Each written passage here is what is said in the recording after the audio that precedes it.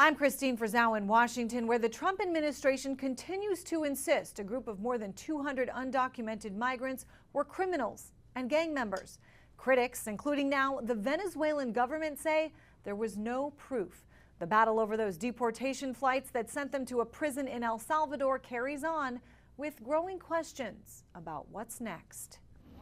The White House doubling down on its deportation defense concerning 261 migrants sent Saturday to a high-security prison in El Salvador. The president is well within his Article 2 power and his authority under the Alien Enemies Act to make these decisions, and we think it's egregious that a single district judge is trying to tell the president of the United States who he can and cannot deport from our soil. Judge James Boasberg, though, does have the authority to issue a temporary restraining order, as he did Saturday, halting those deportation flights. This was an immigration enforcement exercise against ostensible members of a gang, not against a foreign government, and without any opportunity for those individuals to prove that they're not who the government thinks they are. A group tied to the Venezuelan government out with this new website, urging people to report what it calls unjust deportations.